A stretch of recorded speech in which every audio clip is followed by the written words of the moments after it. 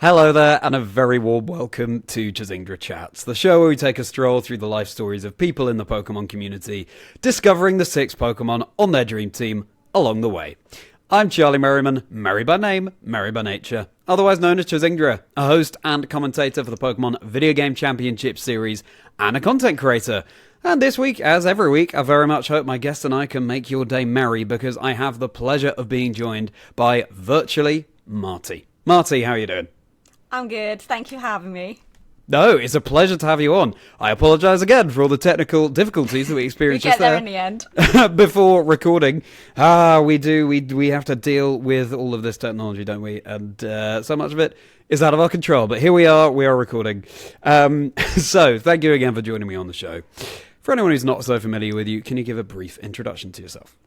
My name's Marti. I have been obviously massive Pokemon fan, have been since it came out here, and I have done so much in that time. I am journalism, content creation, played competitive for the longest time, and a lot of people now know me as Cerebi Joe's wife, but I'm hoping today I can tell you a bit more about me and other stuff that's not just Cerebi Joe's wife, and how I got to where I am now. Yeah, really looking forward to learning a little bit more about you, Marti. And that is, of course, the aim of the show, just to get beyond the Pokemon a little bit and discover the people in the community. And having heard little snippets of your story in the recording I did with Joe on the podcast, do check that out if you haven't already. I'm looking forward to learning that a little bit more. Marti and I have met in person briefly at, for example, the Europe International Championships in the 2024 competitive Pokemon season. And we also have the connection of both having long-term health conditions, which we're having a nice little chat about before we started recording. I have cystic fibrosis. Marti has diabetes. Which type of diabetes is it? Type 1. Type 1 diabetes. Okay. Yeah. How's it going, managing that? Oh, it's difficult. It's like all you can do is try your best. You know, you could do the same things every day, eat the same things every day, and your body just wants to there's no real routine. Like your body just does what it wants to do. I think the moon might have something to do with it as well. Oh. It's hard work. It's really hard work, and some days it's really mentally like, oh, why me? But you just got to get on with it, otherwise you won't get anywhere. But things are getting better, technology and, medicine breakthroughs. Things are a lot different now to how things were when I was diagnosed. But, just got to stay tough and keep going. Yeah, you certainly do. And I'm sure we're going to talk more about what that actually means for you, the implications of it on a day-to-day basis as we get into the episode. So, let's do it, shall we? Let's get to know you better. Let's get to know the 6 Pokemon you're choosing for your dream team. We're going to start, of course, with your childhood. Okay, so I was the perfect age at the perfect time.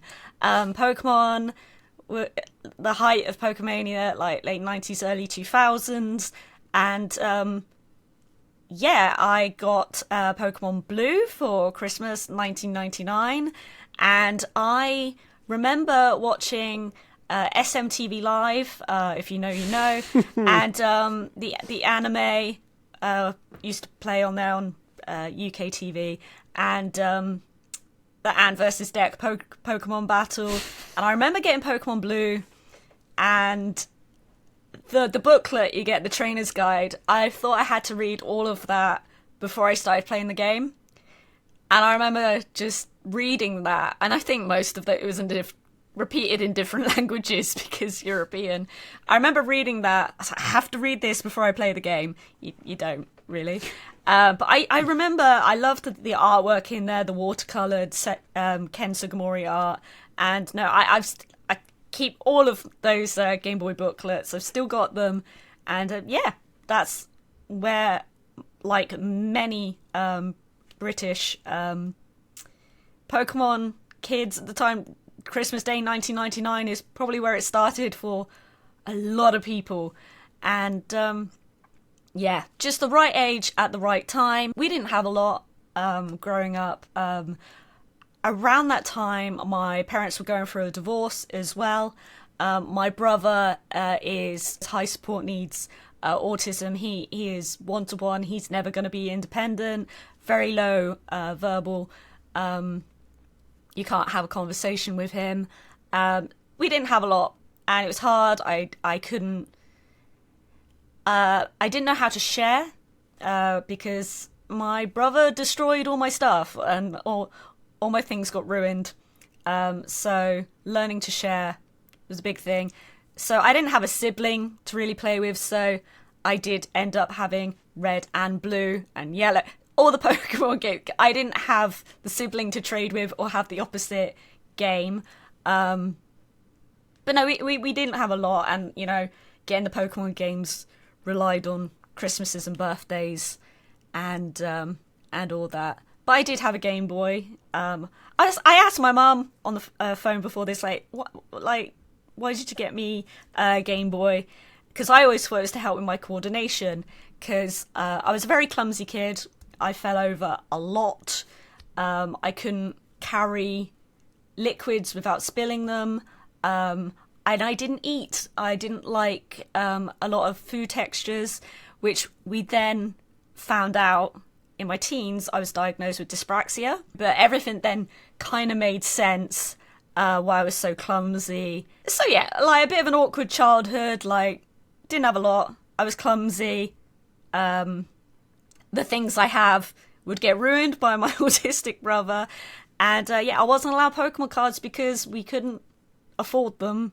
And I remember the first time I did actually manage to get Pokemon cards was the Jungle Power Reserve deck, which had the fossil, I think you got the Nidoran line in there and Kangaskhan, a whole Kangaskhan. So I remember quite clearly getting those Pokemon cards for my birthday, but I couldn't trade with anyone because it's a deck and you don't deconstruct a deck. So it was quite a few years before I managed to get Team Rocket Pokemon cards, and I was obsessed. Team Rocket was the set I wanted to collect. So my first Pokemon is Dark Raichu. Okay. Specifically Dark Raichu. Yeah. Okay. So I mean, Raichu's fine, but, you know, I thought, I could go with Bulbasaur for this, but no. 83 out of 82 Dark Raichu from Team Rocket. So for anyone who's not so familiar, and I need to refresh it for my memory as well, what does Dark Raichu mean in terms of the trading cards? So, I'm pretty sure it was the first one that was, not part of the main set. It's I think it's an 82 card set, and it was 83 out of 82. So it's like a secret one at the end. And so, kind of rare. So I really liked the artwork. I loved all the dark Pokemon. I don't know what it was about the Team Rocket set. So they're called Dark Raichu or whatever name it may be, just because they are owned by Team Rocket. Right. Yeah. Sure. Okay. Team Rocket is the villainous team in the original Pokemon games and the original Pokemon anime. Thank you for that insight into your childhood there as well. How is your brother doing now? He's good. He's in assisted accommodation. My mum, she still has him once or twice a week, and they go for walks and stuff. And my dad also still sees my brother as well. But no, he's doing great. Like 3 of them in the home. And, they have little mini holidays. They went to Disneyland Paris this year. And, he's doing great and a lot more independent than we ever expected him to be. That's the thing about autism, is you don't know how it's going to...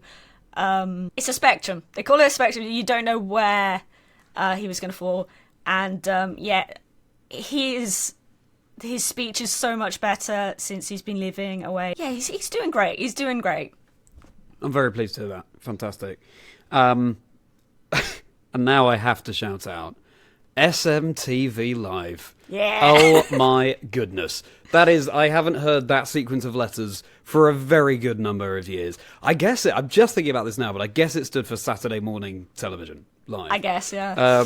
Yeah. But yeah, you're so right. That is where Pokemon episodes would be broadcast. Oh, the days of Cat Dealey and Anton Deck as well. Yeah, the the Pokemon fights. Yeah, it was Cat Dealey, wasn't it? Yeah. Wasn't that? Yeah. For anyone who's not familiar with the UK, these names will mean nothing. I'm sure.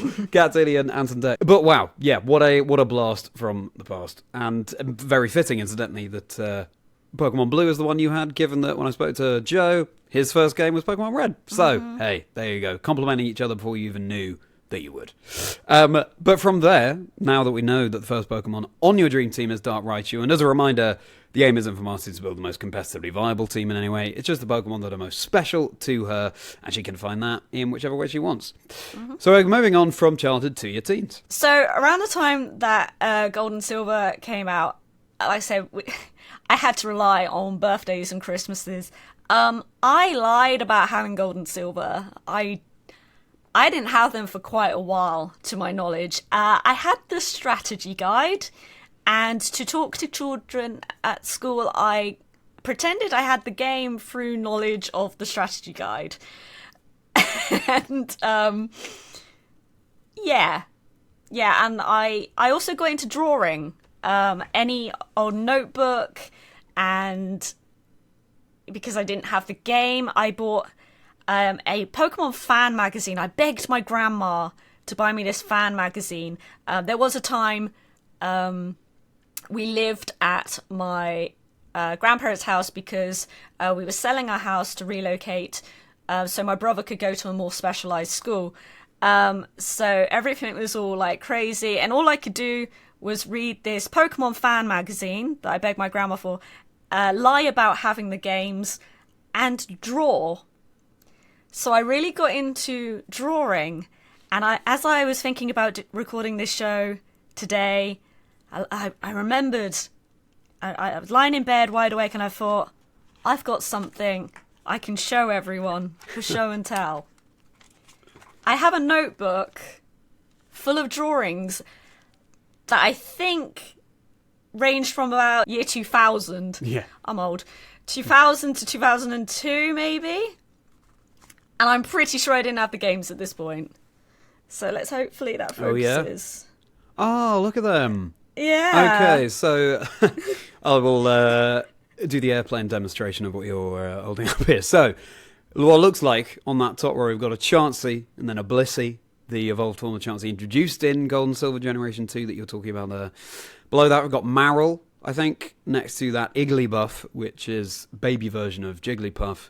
And then on that bottom row, Cleffa, the pre-evolution that evolves then into Clefairy, then into Clefable, and then next to that is Togepi, little egg hatchling Pokemon introduced in Generation 2 as well. And I was also, because it was Orange Islands, I was obsessed with Tracy, and the first movie came out as well, and we were introduced to Marill, and then Tracy Sketchit had a Marill. And I was like, I like drawing Pokemon. I want to draw Pokemon. And so I have a whole notebook here just filled of really embarrassing pictures I tried to draw of Pokemon. Ah, that's not embarrassing. That's great. That's clearly a tourist. And it's, I've been going through it like all day. It's adorable. And yeah, I didn't have the games. I just drew and drew and drew and drew and drew. I like this one. Oh, that's so cute. Two my Bulbasaur goodness. and a Butterfree. Got a Butterfree blessing what looks like a sort of Bulbasaur wedding. Yeah. And so yeah, that's what I do. And I guess I was really interested in anime and the style of the Pokemon cartoon. I don't think there was much anime on British TV around that time, not that I knew of anyway. That was the first kind of cartoon I ever saw in that style. Obviously I know now how much anime there is, but to me that was the style that Pokemon was done in. And yeah, drawing was what I liked to do in my free time. I did eventually get Gold, Silver and Crystal, of course. Shout out to Crystal, first one you could play as a girl, which honestly means a lot more than you'd think. Like, it was a big deal. But yes, we relocated, new school, I was a new kid, and I wasn't very, feminine. I had my Game Boy. I liked my games, and then you go to secondary school, and secondary school is really hard, and makeup and dresses, and I just didn't really get on with many girls at school, and then I didn't really get on with many boys because it's like, oh, this is a girl that plays games, and you get the bullies, and around the time like Gen 3 is like, oh, Pokemon's so not cool and for kids, but I still liked Pokemon. Eventually I did find a few other kids that did like Pokemon. Yeah, school was tough. School was really tough. I got my GameCube and started my home console Pokemon journey as well. Every bit of Christmas and birthday money I just saved up to get whatever Pokemon game. I sold my bike for Leaf Green. Oh, wow. I would do anything for money to get the newest Pokemon game. But I do remember we had the Eon ticket event where I used to live, and that was my first... I guess that was really my first event. So the Eon ticket here, unlike America where they had the e-reader, we didn't get the e-reader. It was just a digital download in the UK. And I remember going into Game Station and getting my Eon ticket. And that was my first in real life Pokemon distribution event. So yeah, that was my teens. And because of leading on to my second pick, because Gen 2, my second Pokemon is Azumarill, which might surprise people because my favourite Pokemon's Marill. But let's just go with Azumarill, because I know you say it's not a competitive team, but Azumarill ticks a lot of boxes and has been very competitive in a lot of Pokemon games. So let's go Azumarill. Yeah, and as someone, and we'll be talking about your competitive journey shortly, but as someone with that feather to their cap, nice to have a little nod to it there as well. Marill is your favourite Pokemon. Okay. Marill is my favourite Pokemon, yeah, and I guess the only way I could see it is because Pokemon the first movie, it's like, oh, it's a brand new Pokemon. I'm going to pick that as my favourite Pokemon because I'm cool and like no one else is going to have that as their favourite Pokemon. That's the mentality I think young Marti had. Nice. And, happy little friend. Tracy had one. Tracy liked to draw. And I guess that just became my personality for a bit. But also, it's just a very positive influence. A very friendly little face cheering you on. But Azumarill, okay, sure. Mm-hmm. And yeah, that is a nice tying into your Generation 2 story, though, as well. Azumarill, of course, being the evolution of Marill. It's fascinating to hear that you would read through the strategy guide and pretend you were playing along at school. But also, mainly from that, I'm just pleased to hear that you had found people by that point who you enjoyed talking about Pokemon with. A couple of people. It was a very small circle, and very small circle. Like ultimately, it was like, oh, girl that plays games, and just didn't really see eye to eye with anyone at school. But yeah, just a very, very small amount of people. To just without them, I would have really had a bad time at school. But yeah, it was just that time where everyone was growing out of Pokemon, and wrong age at the wrong time. But still, it's no matter how small that group is, the fact is you had a little community there, and that's what's so important. And now let's graduate from there to college. Yes, so I went on to study game development at college. I didn't know what I wanted to do when I grew up, and a local college did a game development course, and I knew a couple people that were going on to it, and I thought, you know what, I don't want to do an A-level in maths, or I really didn't know what I wanted to do. I just knew I liked games. So game development course was kind of a jack of all trades thing. It was like a bit of coding, bit of modeling, a bit of, I don't know, media, editing. It was just everything. A lot of people went on from modeling houses like, oh, we're going to go down the architecture route. But it wasn't for me. I was the only girl in my class. So, while I never really got on with a lot of girls at school, I was very much a big target on my back for 16, 17, 18-year-old boys to pick on. This was the time in the Nintendo Wii. Literally, we all had the morning off college to go and buy a Nintendo Wii, bring it in, and we just played Wii at college all day. I used to take my Pokemon Mystery Dungeon to play at lunchtimes on my Game Boy Micro.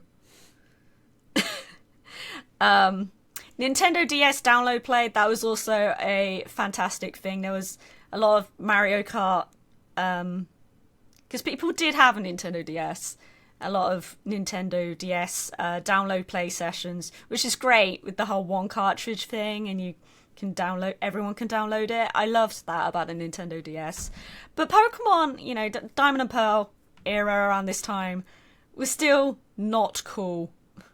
And but I unashamed, I liked Pokemon, and I never made it. I never kept that a secret, like, or that I liked Nintendo games. It was just me. But yeah, college was really tough, and yeah, I didn't go on to university. I had a comfortable supermarket job at that point, and I was like, do you know what? University's not for me. But at that time, no one tells you that. You're very much, from my experience anyway, and even at school, pushed into thinking, no, you have to go to university. Like, just staying in a supermarket job was not a thing. Like, I remember the look on my now ex-boyfriend's mum's face when I said, actually, I don't want to go to university. The look of disappointment. Because higher education is not for everyone, and I didn't want to go into debt on the off chance that that's something I wanted to do for the rest of my life. Like, I didn't want to... The idea of going into debt without knowing for certain what I wanted to do wasn't for me. And it was really difficult pill to swallow, like, accepting that, no, university is not for me, because everyone just makes you feel like you have to go to university, but I didn't want to. Yes. So, it was just me getting home from college and playing Diamond and Pearl with my third Pokemon, Garchomp. Garchomp actually feeds into the next chapter of my life a little bit more. And I struggled with this one a bit, but Garchomp is... I love Garchomp. It's just a little dragon. And if I had to pick a favourite type of Pokemon, it would be dragons. Even though most of my favourite Pokemon fall on fairy. But no, I like dragon Pokemon, and Garchomp... yeah, Garchomp means a lot to me. Yeah, Garchomp, the powerhouse Pokemon, so to speak, in Generation 4. Overall higher stats than others that appear later on in the Pokedex, normally pretty rare in whichever generation they appear in. That's astonishing that you had a had a morning off college to go and buy a Wii and then play a Wii, but I guess that, you know, given the course you were doing, that makes a lot of sense. They were like, yeah, all right then. Being at school, and the expectation is, of course, that you go to university. It takes a lot of bravery and being headstrong to realise that something that everyone is doing is not necessarily for you. Okay, great. So we've got, so far, Dark Raichu, Azumarill, and Garchomp. Electric, Water and Fairy, Dragon and Ground. Interesting balance of types there. We'll see how that shapes up. We're going to Dragon Rush over from there to exactly what you teed up at the end there. Competitive Pokemon. Competitive, yeah. So the next two sections, a lot of these things kind of like overlap a little bit. It's worth keeping that in mind. So, competitive. I believe I started competitive Pokemon in about, I want to say 2010. I think I found out the year previous when it was too late. I read on Cerebi.net that the UK National Championships, I think I had just missed it. or something. I'm not sure how long before that video game had been a part of the national circuit. Might have even been the first one the year before, I'm not entirely sure, because I know TCG had been going officially a bit longer. So I missed out on national. I was like, oh, I'm going to go next year. And so I believe it was 2010, Birmingham, at the NEC. And, you know, back then it was first come, first serve. You got to hope there wasn't a lot of people in front of you. There was 4 or 5 nationals, Spain, Germany, France, Italy, UK. Yeah, so 5. And that was the only event. Nationals was your only event to get into Worlds. And it was just VG as well. They didn't combine TCG until much later for the bigger events. So I went. I got top 64 on my first event. I thought that was great. So I didn't know anything about IVs or EVs. Obviously, things are a lot simpler in terms of training Pokemon with what you have in the game. But I didn't actually know anything about EVs and IVs back then, and I still managed to get top 64. So that was great. I was on a high from that. I felt, yes, brilliant. I can't remember what happened in 2011. I think 2011, I didn't do as well. Let's put it that way. But 2012, this is where it starts getting painful. So, back in Birmingham again. So I used Garchomp Cresselia for this team. I remember that much. I love that combo. Earthquake, doesn't hit Cresselia. Icy Wind, brilliant. I did really well. I got top 8. And it was the year top 4 people got a paid place to Hawaii Worlds. And that hurt a lot. Because that's the only event I couldn't travel around Europe to try again. And even then, so be consistent enough to get that well placed. But yeah, it was that was difficult. So that's why when Worlds was in Hawaii this year, it's like finally like I can go to. I know it's a different island, but it's still like I can go to Worlds in Hawaii now, and it's hey, don't worry, 2012 Marti, 2024 got you covered. You'll get to go to Hawaii, just not yet. But yes, but you know, things were starting to get a lot harder with competitive Pokemon. I kept going with competitive until 2017. I had a retail job. I actually had 2 retail jobs at the start of my competitive journey. I can't remember at what point it changed to championship points. Like I said, it used to be one event, you do well, you get your world trip. And I almost had it. But now you had to rely on championship points, and there were multiple events, smaller events, medium events, large events. And it really was like if you could travel around Europe to get to all these events, get your points so you get to Worlds. And there's only so much holiday you can take. I hadn't been doing well competitively up until the point of retirement. So just before I kind of gave up with competitive, I think it's 20... And Joe touched on this briefly in his chat with you as well. We were asked to be commentators for the fan-run regionals stream. I'm going to get this wrong. Was it 2015? I think it was 2015. The first regionals. It was in a community hall in a part of London.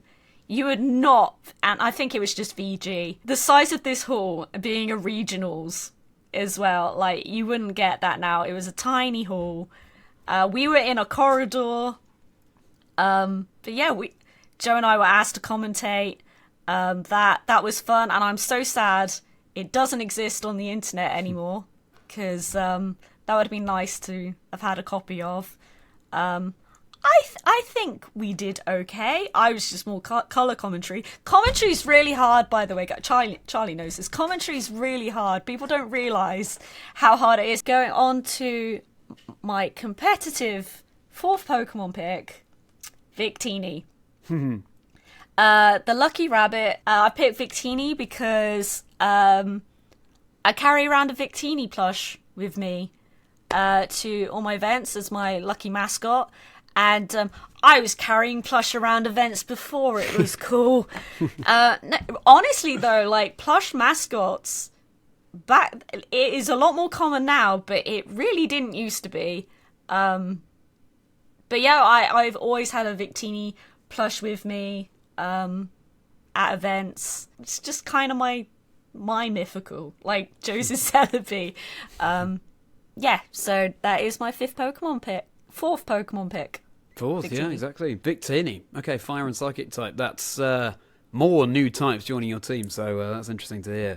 And yeah, representing victory and, I mean, a very appropriate thing as well. I mean, top 8, top 64 prior to that. Really fantastic results. All the more so since you didn't know what IVs and EVs were, and if anyone's unfamiliar, individual values and effort values, Pokemon that you find in the wild have assigned levels to each of the stats that they have, and then they can gain more by doing battles or by giving them vitamins, as you were saying, Marty. And it really is pretty complex how... It is very complex. Yeah, the way training and stats on Pokemon works when it comes to competitive. We've seen a lot of the fan-run, women and non-binary fan leagues and that show up. Because the Pokemon community is a very welcoming space. You know, I hope...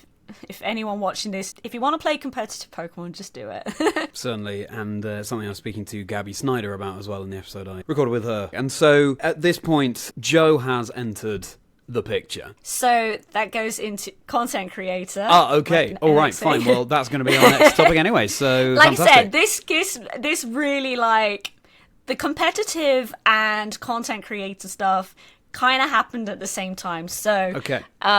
While I started going to events in 2010, in early 2011, there was a call out from official Nintendo magazine asking if anyone was going to the 3DS.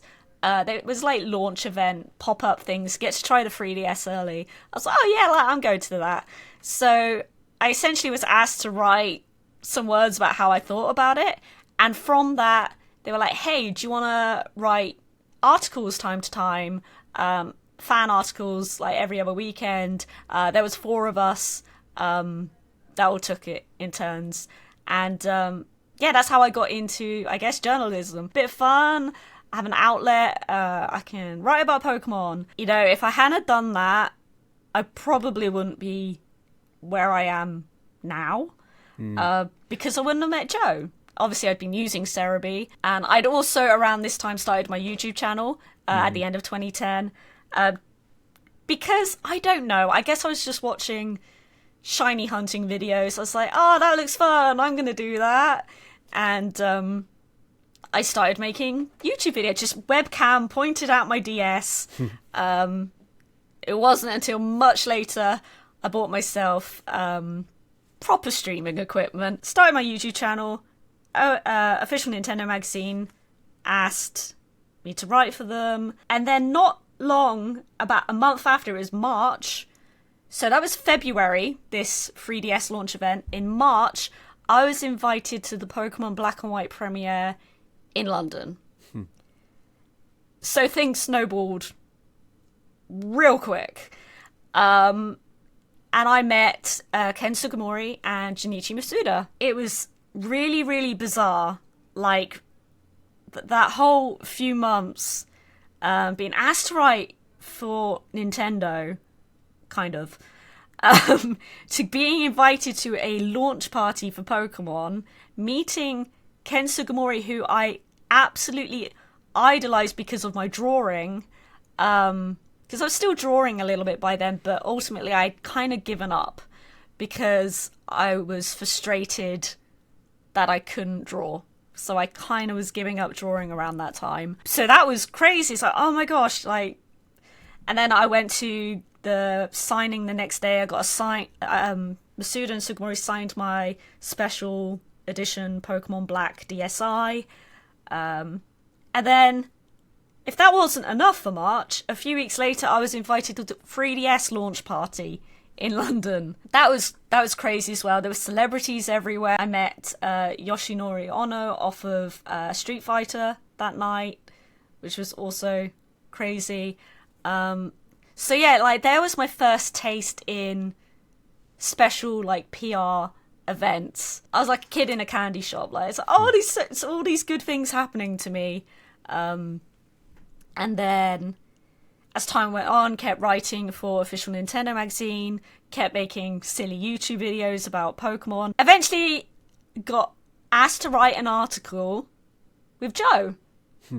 A collab article. Yeah, we just became friends and were talking a lot. Like, yeah, it was just quite natural, really. And then not long after starting the friendship, it was like, oh, I got this spare Piplup from a Japanese distribution. Would you like it? Because I was like, oh my god, that's the most special thing ever, like a promo distribution Pokemon. So I said yes. I still have it. It's in my Pokemon home. It's really special to me. I love gift Pokemon like that. Content, YouTube slowly grew. Nothing much, just silly little shiny reactions of the odd Pokemon card video. And then in 2016, everything went wrong for me. So, long-term relationship of like 8 years fell apart. For lack of a better way of phrasing it, I was essentially kicked out of home. And I had to find somewhere else to live. And I came down to visit Joe because we were going to record some YouTube videos for my channel because I didn't have very good internet. And just silly Mario Maker stuff. They might still be up on my channel, actually. You know, we were getting quite close. At that point, we were just talking a lot. I was quite down. But admittedly, I did have a big crush on Joe, which is my friend. It's like, oh no, like I've got out of this relationship, and now I have a crush on one of very few friends I have left. And yeah, Liverpool Nationals. Joe was like, "You'll be my girlfriend?" It's like, okay. And then we started dating.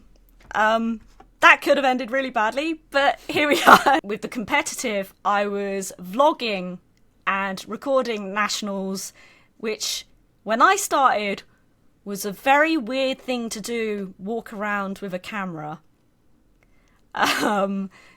People weren't really doing it. There was no TikTok, there wasn't shorts or reels or, you know, silly little videos like that. I don't want to say, in my day, I did it first.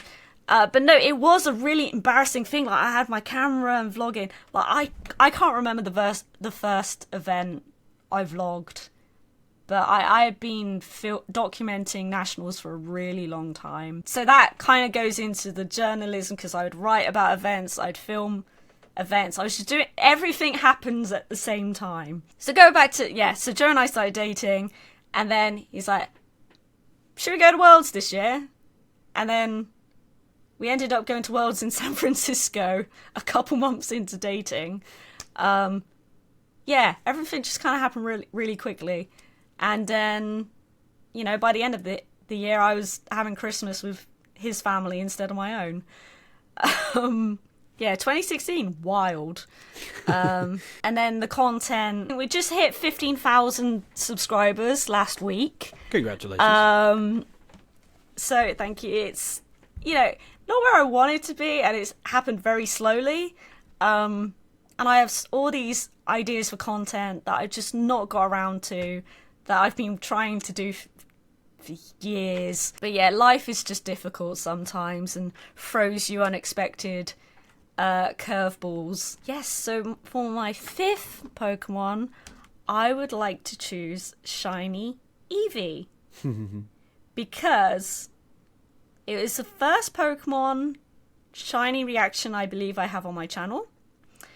And I also believe it was the first, and this is kind of swings back around to competitive as well.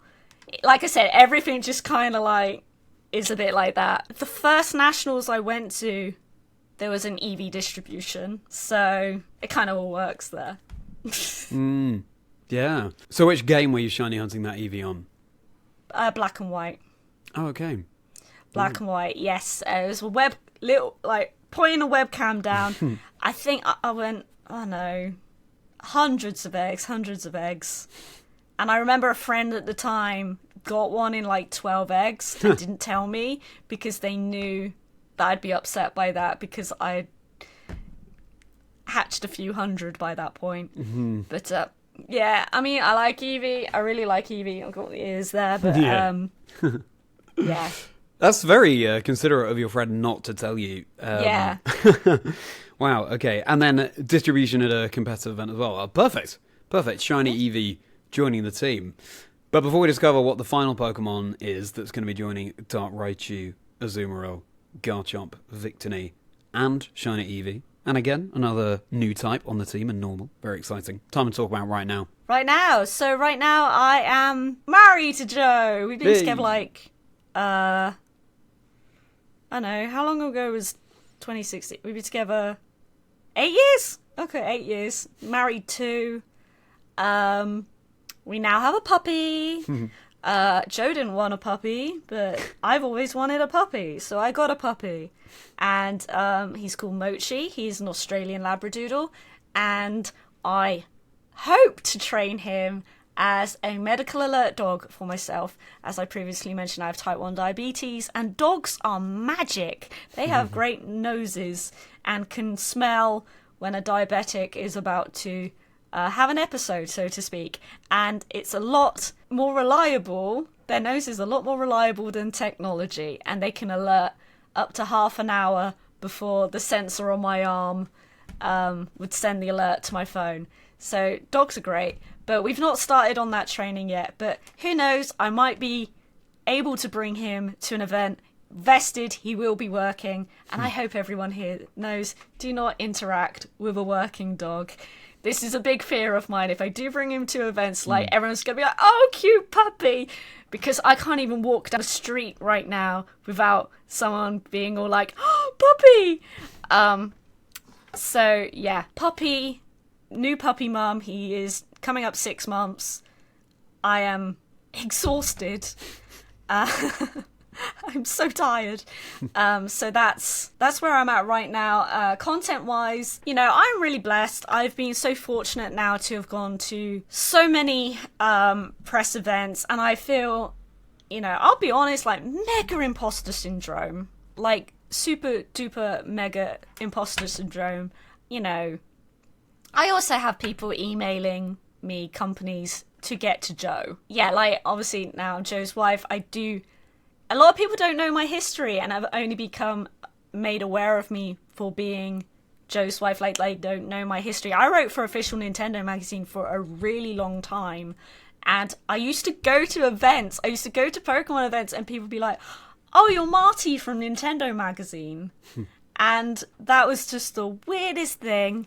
And now it's the weirdest thing that people come up to me at Worlds and say, oh, this is my first Worlds. I learnt about Worlds from watching your Worlds vlogs just to see what it was like. And that I don't think I'll ever shake the imposter syndrome, really. Like, you know, Nintendo gifting me Mario Party last week, being invited to events. I don't know. When people ask, like, on my job, I don't like the word influencer. I more vibe with content creator. But to me, I'm just like, I'm going to Worlds and I'm just making a video of it. I'm not really taking it too seriously. And, you know, times have really changed in the content space, and you have to adapt to that. Like, short form content, like I said, TikTok was not a thing. And I'm finding adapting, you've got to get things up quick as well, like timing. My Worlds vlogs were a month late. I haven't even put up any kind of short form content about Worlds because I don't have the time. I'd love to have editors, but I don't have the time. Yeah, I'm just going with the flow, really, like doing videos. I'm trying to not put too much pressure on myself, even though I really do feel the pressure that I still don't have my Worlds shorts up, and we are in October right now. Yeah, I don't like like, when I go to events, I like to enjoy the event, but then I see everyone with their phones out, and getting the content, and then before I'm even back home, the content's up, and I'm like, I can't compete with that. I just don't upload things and edit that quickly. I like to edit things on my computer as well, and not my phone. Yeah, where I am now, tired, but happy and comfortable, and struggling to keep up with everyone else's content, but at the same time doing my own thing. I'm everywhere. My head's a mess. But I mean, it sounds like you're thriving, so that's great to hear. Yeah, and my channel's kind of turned into a Build-A-Bear Pokemon channel. I just had the Build-A-Bear Cubone has just arrived just before we started recording, and I gotta record that at some point, because I don't know, Build-A-Bear videos seem to be my channel's niche now, because no one else is really doing it. It kind of happened by accident, but if that's what people want to watch, I guess I'll keep making them. Despite not having the space for all of them in the house anymore. Wow, okay. And before we get on to your final Pokemon, maybe you can give us a bit more of an insight into your diabetes and what that means. So, I was diagnosed as an adult. It was often thought that it was diagnosed in children, as it's quite commonly picked up in children, but that's not the case anymore. A lot more adults have been diagnosed with type 1 diabetes. I do a lot of fundraising for Breakthrough Type 1 Diabetes, formerly known as JDRF. I started doing that in 2020, and yeah, I've raised thousands for them at this point, and Joe has shaved his head quite a few times for us to raise some money. I'll be doing another fundraising month in November for a diabetes awareness month. Yeah, and so my diagnosis story, it was not fun. I had an infection, had tests in hospital.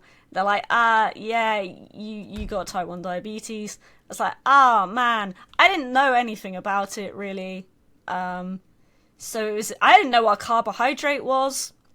So ever since that point, I've been taking insulin when I eat. And my dietary advice is no different to anyone else's. I've just got to take insulin for what I eat.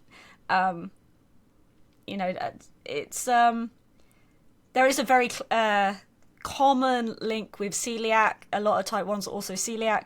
Touch wood, I hope that I don't have any intolerances in my future, but at the moment I can eat what I want. I just got to be sensible and take my medicine.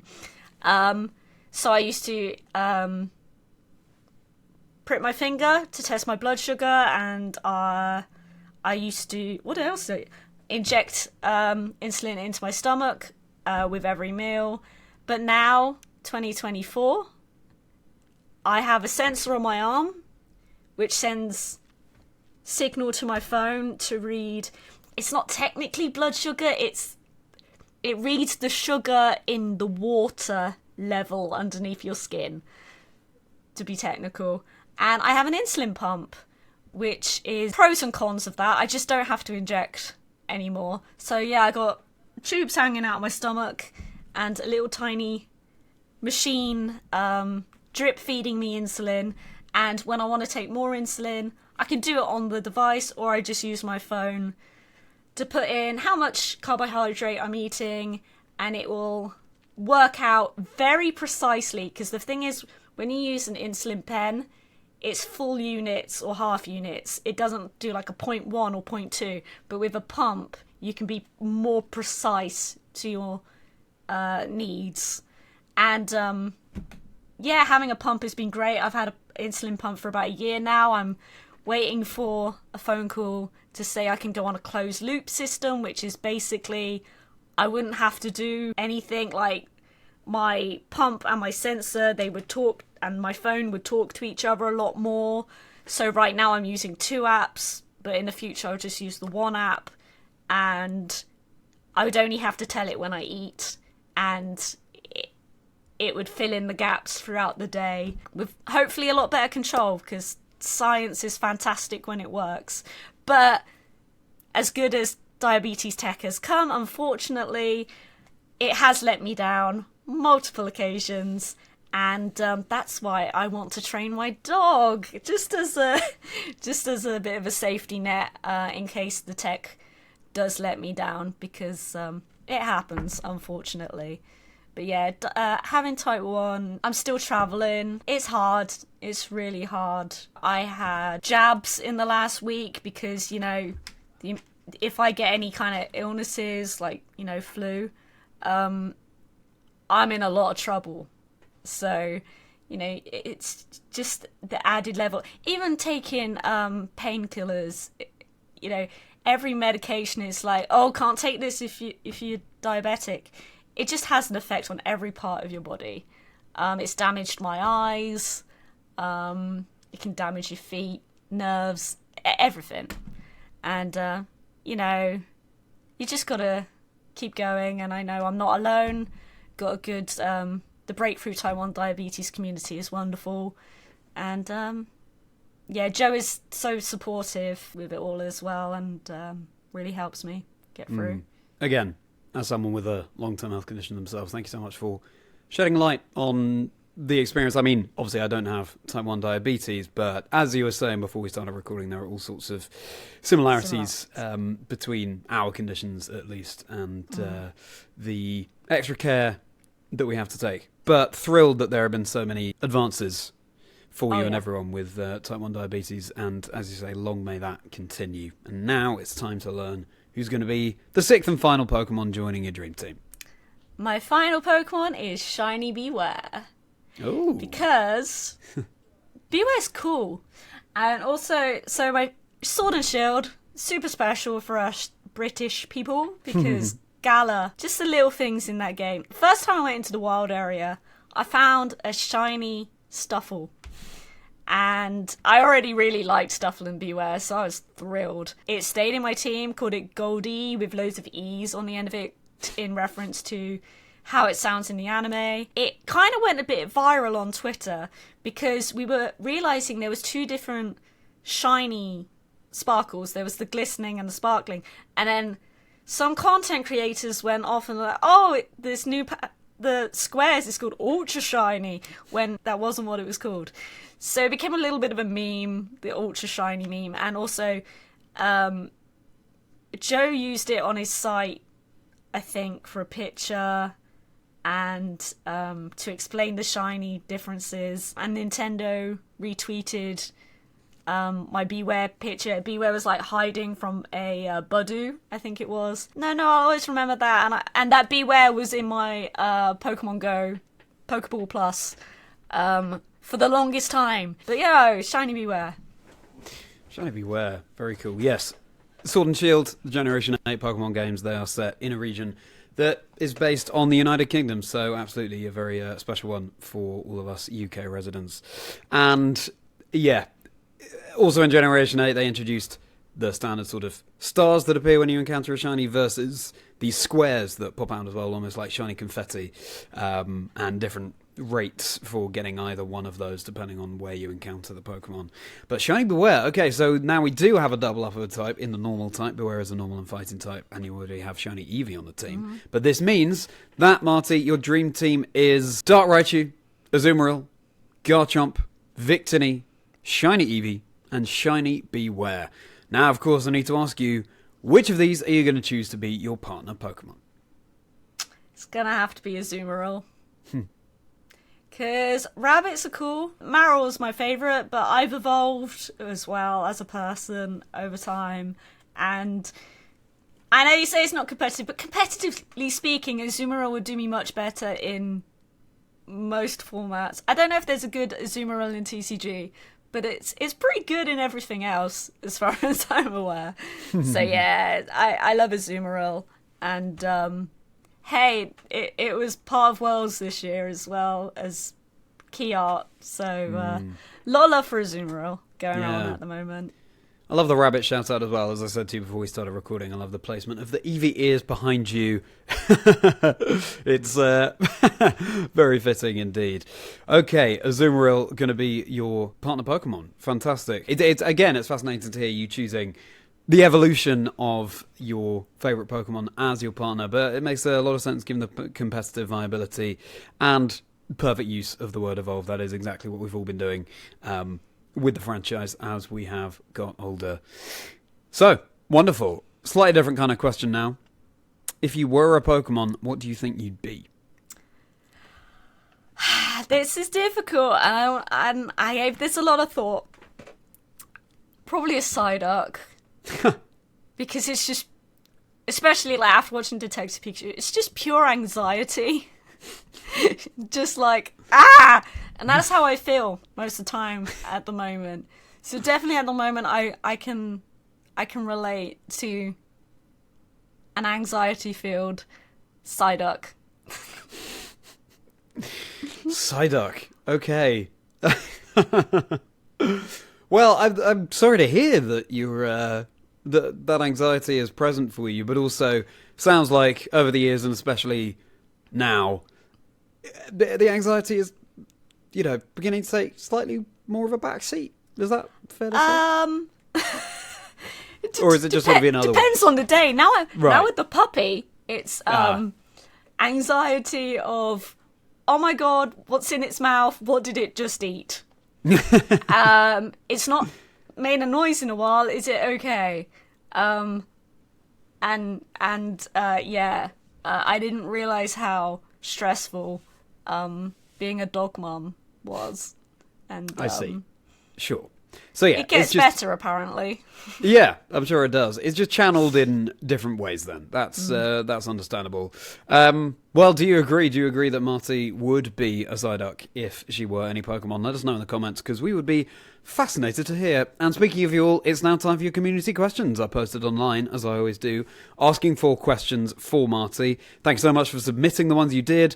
Of course, I won't have time to feature all of them, but thank you for the many questions that you submitted. I apologise as ever if I mispronounce any of your names or handles. So, to kick things off, Adam Grange, AKG_range.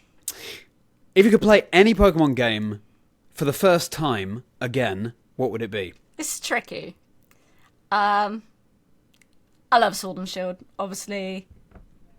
Like Gala, like all the little Britishisms. It's fantastic. I do really like Black 2, White 2. I feel like they were just the perfect amount of Pokemon. I recently went back and replayed a lot of Pokemon games just to make sure I got everything in Pokemon Bank to bring over to Pokemon Home. So I had to play through a lot of games. And Black 2, White 2 had a surprising amount of content.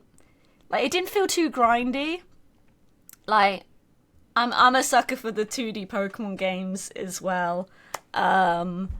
Yeah, Black 2, White 2. Good answer. Yeah, absolutely. The Generation 5 games, and for the first time, having sequels to the original games rather than a third version, like Ruby Sapphire and then Emerald coming later on. Black 2 and White 2. All right, well, thank you for that question, and thank you for your answer there, Marti. Now, Sibril asked this question to Joe as well. What are your top 3 animals? Dogs.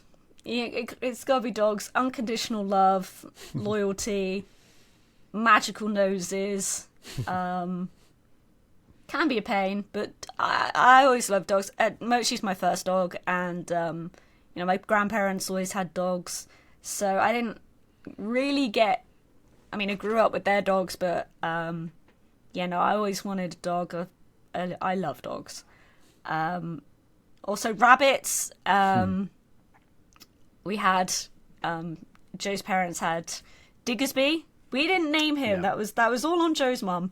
And now we have a Lola, and again, all on Joe's mum. Nothing to do with us. She named them. And rabbits are so misunderstood as well. It's so sad they're just kept in hutches outside when really they're just like cats and dogs. Like they can be litter trained and are so loving and loyal. Like, I think people don't respect rabbits enough. And also, I mean, we've already spoke about Stuffle and Beware, but red pandas. Red pandas are great as well. I love it when they do like little raising themselves up high and pouncing. Mochi does that too, and I'm like, she's not a red panda. But yeah, red pandas. I love red pandas. Red pandas, absolutely adorable. They are great. All right, dogs, rabbits, red pandas. Really good selection. Thank you for your question, Sibril. So then, KCPKMN, long-time listener of the show, often submits questions. Thank you so much, Casey. Really pleased you're enjoying Chazingdra Chats. Really interesting question, this. Of course, I've featured Joe on the show already. Do go and check that out if you haven't already, because this question is, what's your favourite Pokemon from Joe's Dream Team? And what's his favourite? What do you think his favourite would be from yours? I think I'd have to pick the Piplup. Obviously, sentimental, both of us. I think he'd think that I would pick that as well. And obviously, he picked it, so I thought I couldn't. But no, Piplup, absolutely, from his list. What he would pick from my team, though... Now, I know he prefers a Lowland Raichu. I really don't know what he would pick from my picks. So I'm going to say maybe Victini just because it's a mythical Pokemon. Yeah, if I asked Joe, I reckon he probably wouldn't think that much just on the lines of mythical Pokemon. So yeah, let's go Victini, I think he'd pick. Looking forward to hearing the confirmation of that either way afterwards. But, okay, you choose Piplup, Joe choosing Victini. They've got similarities. They're both little, they're both cute, but also differences. Opposite typings with fire and water, for example. One being a mythical, one not being a mythical. Okay, thank you for that. Thank you for your question, Casey. Now, finally, question from Joe himself. I don't know why I couldn't have just asked you this earlier today, but here we are. I'm joking. Here we are on the podcast. Good luck with this one. How many plush do you think you have? I've been keeping an inventory. Have you? For a little bit. Because I kind of like paranoia because of maybe insurance and like just I've been keeping inventory of a lot of things.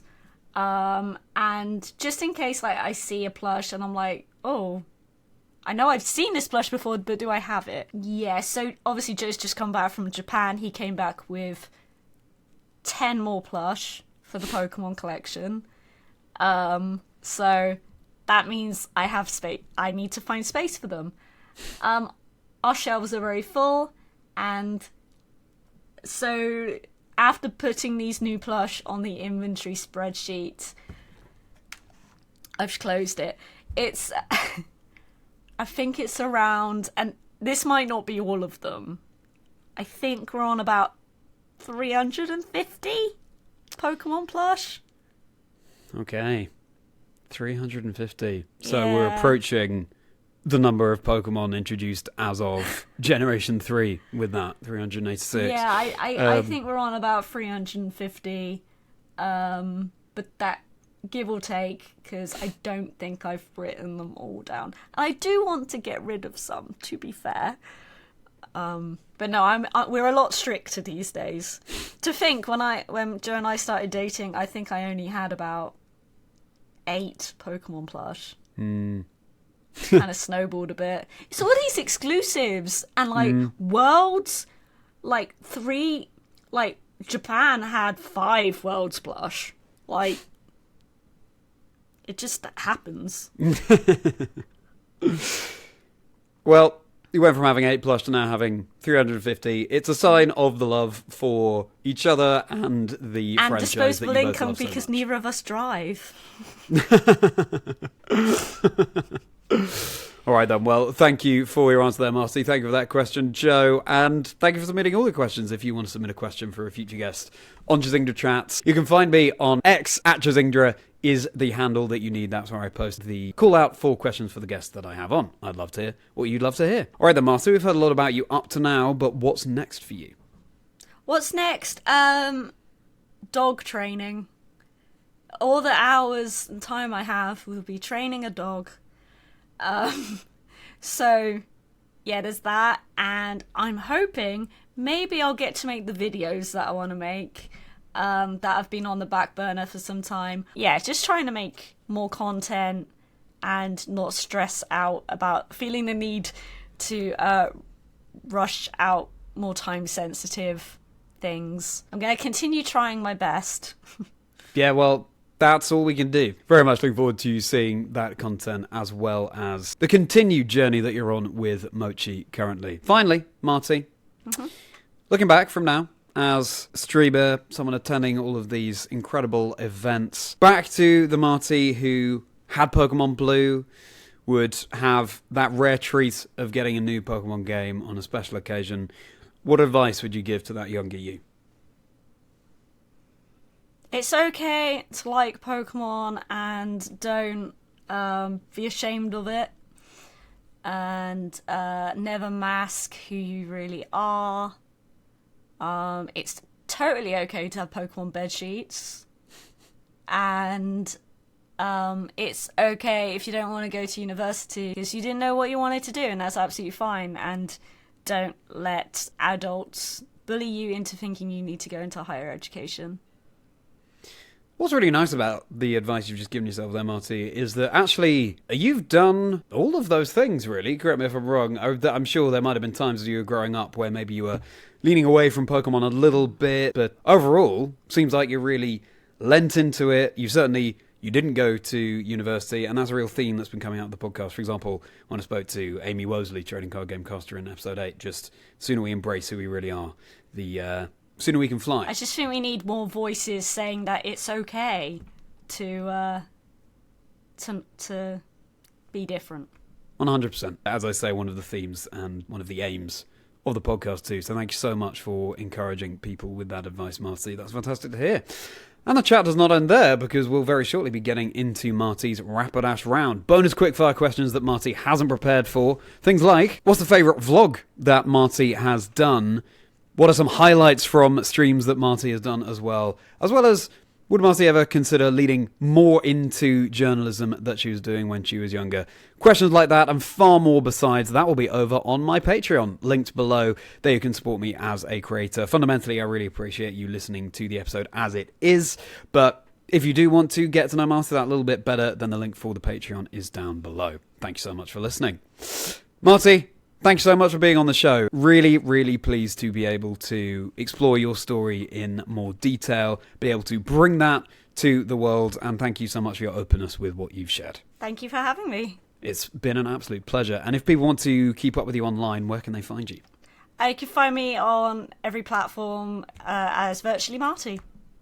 Virtually Marti. There we go. Make sure you're following along there. Make sure you're catching Marti's fantastic streams. And time for that good old YouTube spiel. If you've enjoyed this episode, this interview, this chat with Marti, then please do like and subscribe on YouTube. Those things really do go such a long way. And if you're listening on Spotify or another audio app, then do leave a rating and review, because that really helps as well. Drop a comment, because we'd love to hear your thoughts on what Marti shared with us, given so much food for thought. And do any of her own Pokemon picks time with your own. What would your dream team of 6 Pokemon be?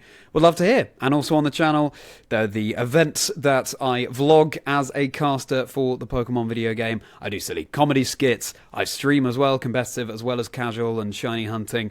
All sorts of things going on there, as well, of course, as all the other episodes of the podcast that I have, more than 30 episodes at this point, to get into getting to know the Pokemon community a little bit better. Got all my socials linked below as well. I'm at Chazingdra, X, Instagram, and TikTok. I've got my Discord community linked below as well, if you want to share all our love for all the treats that the Pokemon video games have to offer, then hop on to Chazindra's Chocolate Factory. Come join the merry folk. Be fantastic to see you there. Spread the word about the show, because the aim is to feature as broad a range of guests as possible. Use that hashtag 6Pokemon 1 Life Story. And if you have any suggestions for guests, you can email me, chazingdra@gmail.com, or contact me via one of the socials that I've mentioned just there. Episodes of the podcast drop every Wednesday. Alright then, Marti, with that being said, it's time to get into your Rapidash round. So, if you're not joining us over on Patreon for that, then it's goodbye from Marti. Goodbye. And it's goodbye from me. See you next time on Chazingdra Chats, where there'll be another 6 Pokemon, 1 Life Story. Alright, Marti, how are you feeling about these bonus questions? Nervous. Nervous? Yeah. Okay. Well, you've had a little bit of a taster of some of the questions I'm going to ask you, so let's start with them.